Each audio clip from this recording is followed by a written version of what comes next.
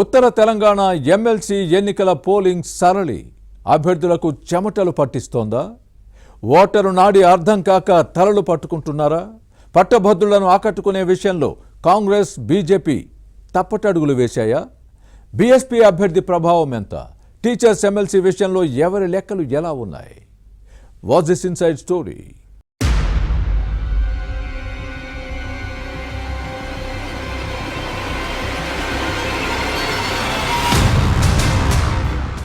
ఉత్తర Telangana graduate teachers MLC ఎన్నికల్లో పోటీ చేసిన అభ్యర్థులు భవితవ్యం బ్యాలెట్ బాక్సుల్లో నిక్షిప్తమై ఉంది.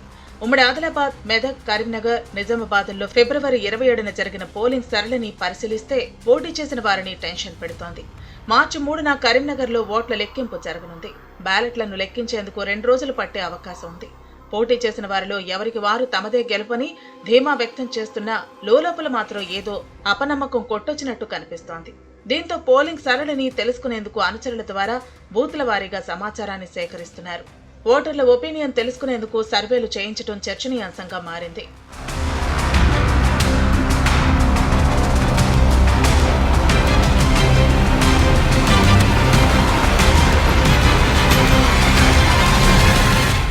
ముఖ్యంగా ఉమ్మడి ఆదిలాబాద్ జిల్లాలో పోలింగ్ సరళిపై రకరకాలుగా చర్చ జరుగుతోంది. పట్టభద్రుల స్థానంలో మెజార్టీ ఓట్లు తమకే పడ్డాయని కాంగ్రెస్ లెక్కలు వేసుకుంటోంది. తమ అభ్యర్థి నరేందర్ రెడ్డి 6 నెలల ముందు నుంచే ప్రచారం నిర్వహించడం, స్వయంగా 1,00,000కు పైగా ఓట్లను ఎన్రోల్ చేయించడం కలిసి వచ్చిందని నమ్ముతున్నారు. దీనికి తోడు ముఖ్యమంత్రి రేవంత్ రెడ్డి బహిరంగ సభ తర్వాత నేతలంతా కలిసికట్టుగా పనిచేయడంతో పోలింగ్ నాటికి గ్రాఫ్ బాగా పెరగడంతో మెజార్టీ ఓట్లు పడ్డాయని కాంగ్రెస్ భావిస్తోంది. ప్రభుత్వ వ్యతిరేక ఓట్లను బీజేపీ, బీఎస్పీ అభ్యర్థులు చీల్చుకున్నారని, గెలుపు తమదేనని హస్తం పార్టీ అనుకుంటోంది. అయితే మంచిర్యాల జిల్లాలో కాంగ్రెస్ కు కొంత అనుకూలంగా ఉన్న ఆదిలాబాద్ పార్లమెంటు స్థానం పరిధిలోని 7 అసెంబ్లీ నియోజకవర్గాల్లో ఆశించిన స్థాయిలో ఓట్లు పడలేదన్న చర్చ సాగుతోంది. పార్టీలో సమన్వయ లోపానికి తోడు అభ్యర్థి నరేందర్ రెడ్డి తమను పట్టించుకోలేదన్న భావన కాంగ్రెస్ నేతల్లో కనిపించింది. అయితే చివరి రోజుల్లో 60% పైగా ఓటర్లను పోల్ మేనేజ్మెంట్ చేయడం కలిసి వచ్చిందని భావిస్తున్నారు. దీంతో గెలుపు తమదేనని కాంగ్రెస్ శిబిరం అంచనా వేస్తోంది.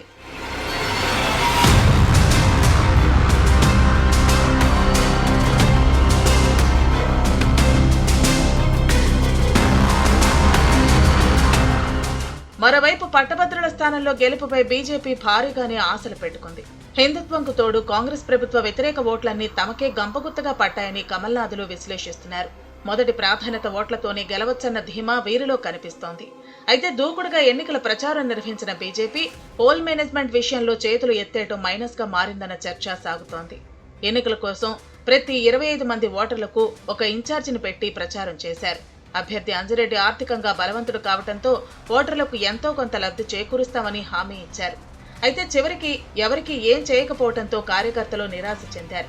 పలు చోట్ల ఓటర్లలోనూ వ్యతిరేకత కనిపించింది. దీన్ని కాంగ్రెస్ అనుకూలంగా మలుచుకోవడంతో కమలం పార్టీకి ఆశించిన స్థాయిలో ఓట్లు పడలేదన్న అభిప్రాయాలు వ్యక్తమవుతున్నాయి. సమన్వయ లోపం, అతి విశ్వాసంతో బీజేపీకి నష్టం జరగొచ్చన్న టెన్షన్లో నేతలున్నారు.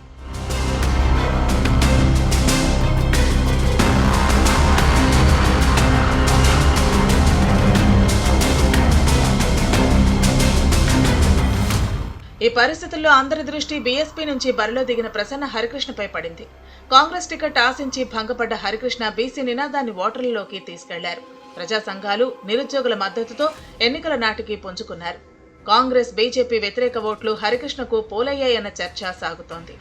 ముఖ్యంగా బీజేపీ, కాంగ్రెస్లకు మొదటి ప్రాధాన్యత ఓట్లు వేసిన వారంతా హరికృష్ణకు సెకండ్ ప్రయారిటీ ఇచ్చినట్టు తెలుస్తోంది.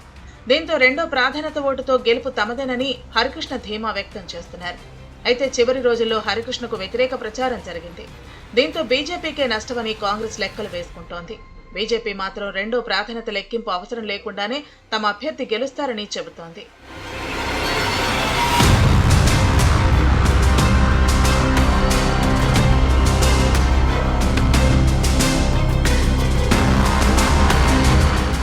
టీచర్స్ ఎమ్మెల్సీ స్థానంలో బీజేపీ నుంచి బరిలో దిగిన అభ్యర్థి మల్క కొమరయ్య, పీఆర్టీయూ అభ్యర్థి వంగ మహేందర్ రెడ్డి మధ్య హోరాహోరీ పోరు కనిపించింది.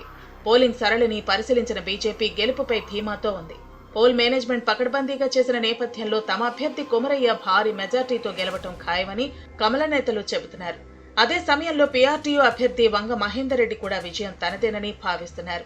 తమ సంఘానికి ఉపాధ్యాయుల్లో ఉన్న పట్టుకుతోడు చివరి రోజుల్లో బీజేపీ వ్యతిరేక ఉపాధ్యాయ సంఘాలు ప్రకటించిన మద్దతు తమకే కలిసి వచ్చిందని భావిస్తున్నారు. ఇతర అభ్యర్థులు కూడా ఇదే ధీమాతో ఉన్నారు.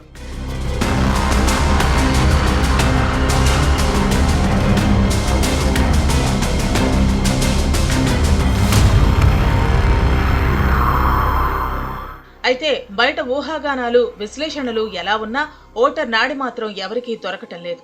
అందరూ విద్యావంతులే కావటంతో ఎవరికి ఓటు వేశారన్న ప్రశ్నకు తెలివిగా సమాధానాలు ఇస్తున్నారు. సర్వేలను కూడా కన్ఫ్యూజ్ చేస్తున్నారు. పోల్ మేనేజ్మెంట్ చేసిన అభ్యర్థులకు గెలుపుపై ధీమా ఎక్కువగా ఉండాలి. కానీ ఈసారి మాత్రం అలా కనిపించడం లేదు. ఎక్కడో తేడా కొడుతుందని అనుచరుల దగ్గర అనుమానాలు వ్యక్తం చేశారు. రకరకాల విశ్లేషణల నేపథ్యంలో బరిలో ఉన్న అభ్యర్థుల్లో టెన్షన్ అంతకంతకు పెరుగుతోంది. ఫలితం ఎలా ఉంటుందో చూడాలి.